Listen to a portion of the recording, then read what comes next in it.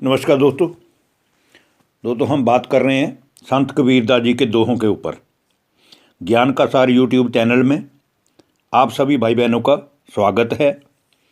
आज की इस वीडियो में हम संत कबीरदास जी के 4 बहुत ही ज्ञान देने वाले दोहे वर्णित कर रहे हैं और इन दोहों में ये बताया गया है कि गुरु हो या शिष्य हो, अगर वो लोभी या लालची स्वभाव वाले हैं तो दोनों में से किसी को भी कुछ भी प्राप्ति नहीं होगी, क्योंकि अपार सुख, शांति, आनंद, प्रेम ये ऐसी शक्तियां हैं जो सिर्फ आध्यात्मिकता के पथ पर चलने वाला शिष्य ही प्राप्त कर सकता है।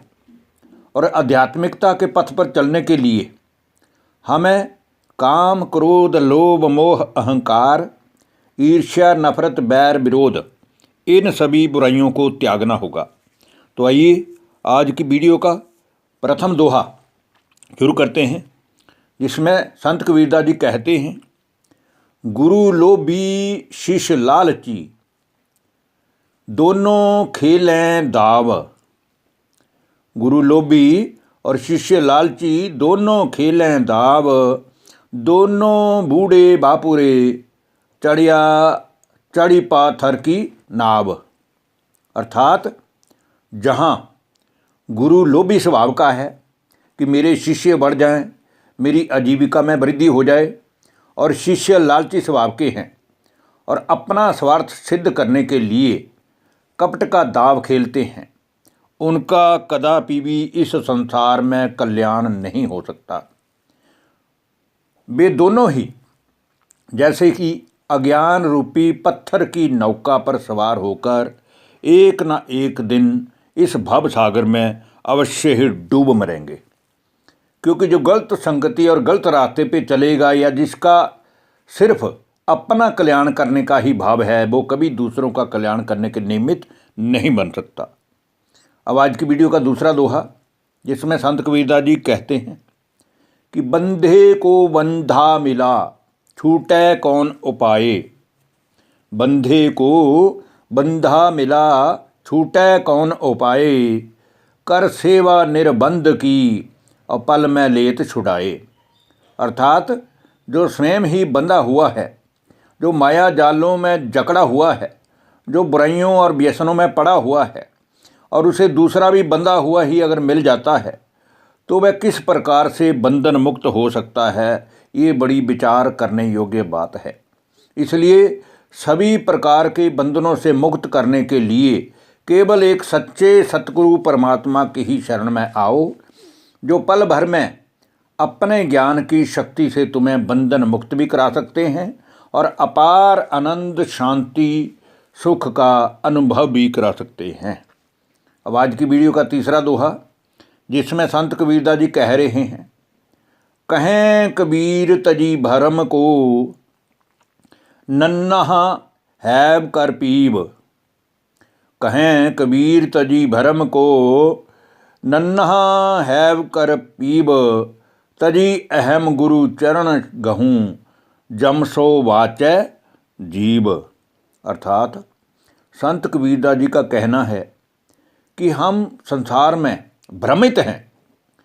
जब तक हम भ्रमित हैं, किसी शक में फंसे हुए हैं, तब तक हम उस सच्चे सतगुरु परमात्मा के साथ ना तो मन की प्रीति जोड़ सकते हैं और ना ही उस सच्चे गुरु से ज्ञान प्राप्त कर सकते हैं। इसलिए सबसे पहले हमें अपने अंदर से भ्रम को त्याग कर उस सच्चे गुरु परमात्मा की शरण में जाने के लिए उसका बालक बनना होगा, और बालक बन करके उस सच्चे सद्गुरु के ज्ञान रूपी दूध को पीना होगा। और अपने अंदर जितनी भी बुराइयां हैं, या हम नशे व्यसनों में पड़े हुए हैं, या दूसरे के अंदर की बुराइयों को देखने की आदत है लेकिन स्वयं की बुराइयों को निकालने की आदत नहीं है, ऐसे अहंकार से युक्त मनुष्य को अहंकार और बुराइयों को त्याग कर ही फिर परमात्मा की शरण में जाना चाहिए, क्योंकि अगर वो ऐसा करता है तभी वो अंत में कर्म बंधन के कड़े कर्म भोग से बच सकता है, अन्यथा कोई भी रास्ता बचने का नहीं है।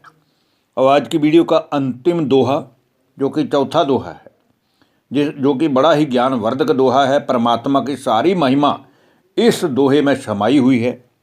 संत कबीरदास जी कह रहे हैं, सब धरती का गज करूं लिखनी सब बन राए। सब धरती का गज करूं लिखनी सब बन राए। सात समुंदर का मसी करूं पर गुरु गुण लिखा ना जाए। यहाँ गुरु शब्द जो है वो सारे ही संसार के मनुष्य जो भी हैं वो क्या करते हैं कि जो भी शास्त्रों में, जो भी कबीर साहब ने, संत रहीम जी ने या संत सूरदास जी ने, जितने भी बड़े बड़े कवि हुए हैं जिन्होंने परमात्मा की भक्ति करने के लिए हमें उपदेश किया है, वो इन शास्त्रों में और इन किताबों में वर्णित गुरु शब्द को ये लेते हैं कि जो देहधारी मनुष्य हैं उनको गुरु समझते हैं। जबकि सारी दुनिया मानती है कि सब गुरुओं का गुरु सदगुरु तो एक परमात्मा है जिसके पास ही सभी को जाना है, और जितने भी गुरु हैं वो सभी के सभी उस परमात्मा के ही नाम सुमरण करने का ही ज्ञान उपदेश करते हैं। इसलिए उस परमात्मा की महिमा बहुत अपरंपार है।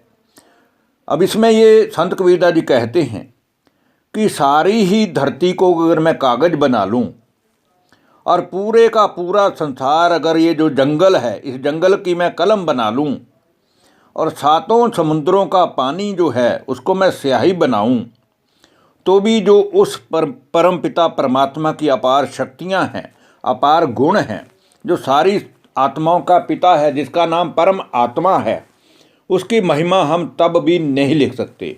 क्यों नहीं लिख सकते? क्योंकि परमात्मा ही जब जब ये धरती पे पाप बढ़ता है, जब जब धरती पे अधर्म का बोलबाला होता है, जब जब धरती पे काम, क्रोध, लोभ, मोह, अहंकार आदि 5 विकार रावण शीश धर करके मनुष्य को ग्रसित करते हैं, दुखी करते हैं, अशांत करते हैं, तब तब ही इस सृष्टि मंच पर उस परम पिता परमात्मा को, उस भगवान को, उस अल्लाह को, उस वाहेगुरु को, उस खुदा को फिर से अवतरित होकर के मनुष्यों को ज्ञान देना पड़ता है। इसीलिए उस परमात्मा की महिमा लिखने में हमारा कोई भी जो ये कागज़ है या पूरे संसार का जो समुद्र बना दें उसका पानी है, तब भी हम उस अपरम अपार महिमा के लायक परमात्मा की महिमा का वर्णन नहीं कर सकते। धन्यवाद। नमस्कार दोस्तों।